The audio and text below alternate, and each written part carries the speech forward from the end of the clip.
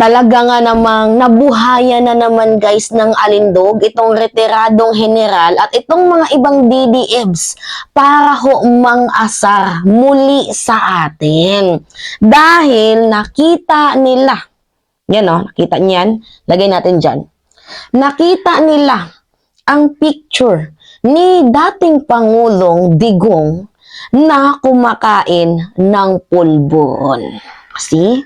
Ito talagang si Digong, may sinto-sinto talaga to sa pag-iisip, no?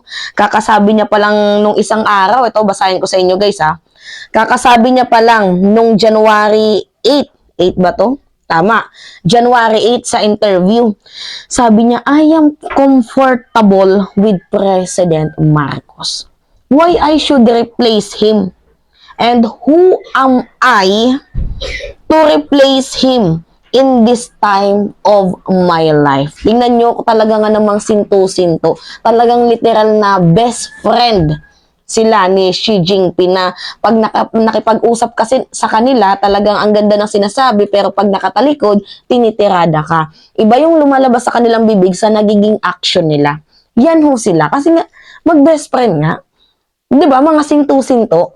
Diba si Pangulong PBBM, if you will remember guys, kinausap niya itong si Xi Jinping. Xi Jinping, about sa issue ng West Philippine Sea, nagkasundo na yung dalawang presidente. Pero ano yung ginagawa pa rin?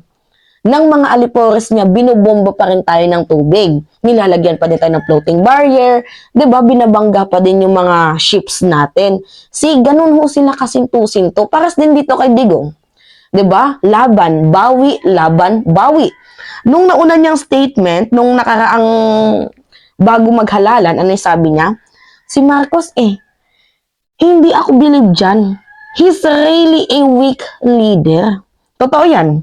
Hindi ako naninira ng tao kasi spoiled child, only son. Diba? Nung November 19, 2021, yan yung kanyang statement. Tapos bigla siyang bumawi.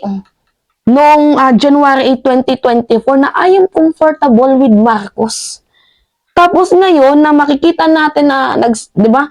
Naglabas na siya ng press briefing. Ito pa nga yung sabi niya para damang-daman nyo guys. Why would I bother to tinker with these things at this bakit ko hindi ginawa yan when I was at the height of my naging presidente na ako? Well, for what purpose? I'm comfortable with Marcos. Wala raw siyang problema sa Pangulo at wala raw mali sa direksyon ng kasalukuyang administrasyon. Wala mong bugoy na ang major errors, corruption, abuso. Apparently, si Marcos is treading on a straight path. Okay. Leading on the right path. 'Di ba? Kakasabi niya pa lang nung isang araw. Tapos ngayon, eto na. Yung kanyang picture, kumakain ng pulburon. See? Pakita ko sa inyo. Now, ang tanong dito, bakit mo naman may ginagawa ng issue? Kumakain lang naman ng pulburon. Guys, hindi ito aksidente. Nang aasar. Diba? Nang aasar. Kaya nga nabuhayan na naman ng loob itong mga DDEBs na mang-asar din sa atin. Kasi diba kahapon tayo yung nang-aasar. Tuwang-tuwa tayo dahil iniwan sila sa ere. Well, totoo naman yun guys. Pinahiya sila. Pero at the same time, itong si Digong hindi kasi katiwa-tiwala. Nawawalan ako ng tiwala na talaga dito guys. Kaya sa susunod pag magsalita to, tawanan na lang natin. Kahit ito din si Sara tingnan nyo, inasar din si Pangulong PBBM noon. Adik yan, masarap yan. Nakaka-adik yan, masarap yan. Ito, panoodin nyo. Wow! So many stars, ang dami mong bituin. Bituin yan. Good boy, very good boy. The best student. Pangalan ni teacher. Ben? Teacher Ben. Sabi mo kay Teacher Ben na nagkausap tayo. Sabi mo sa iyo, congratulations dahil ang dami mo stars. Alam ko yan, pag madaming stars, ibig sabihin mabait, magaling, at matulungin. Ayan! See? Ayan!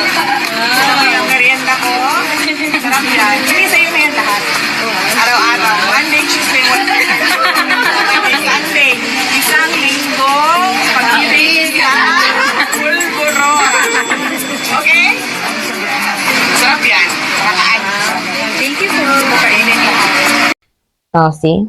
Masarap yan, nakaka-addict yan, 'di ba? Ganon nila nilalait at sinasabayan itong mga vloggers na to. Where in fact, si Digong na din mismo ang nagsabi na hindi totoo yung pulburon video.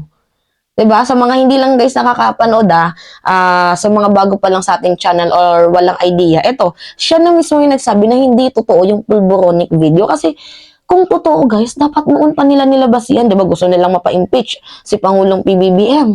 Hindi sana nilabas nila yung video. 'Di ba? Para mapatalsik sa pwesto si Pangulong PBBM. Sinabi nilang weak leader pero yung weak leader na sinasabi nila hindi nila matibag-tibag. Ito, panoodin nyo to. Mayor, ayoko patulan to pero narinig ko kanina si Attorney Harry Roque talagang nagsalita at nagtanong din. Vlogger Maharlika in social media is masyadong sikat ngayon yung sinabi niya. May video daw siya na si BBM ano ng pulburon, yung isyong pulburon, and ang nagbibigay daw si Justice Secretary at ang bumibili ay si First Lady. Pero this becomes an issue ngayon at kanina nagtanong si Harry Roque, narinig ko, what if ito ay totoong may video, what would happen to the country kung mapatunayan? Even yun, narinig din kita before, may sinabi ka regarding a leader na nagko-cocaine. I just don't know who it is, but right now may lumalabas po na ganyan. Wala yan. Yan, video. Well, I can say that every hindi lang leader, maraming leader dito, maraming mayor dito nagko-cocaine.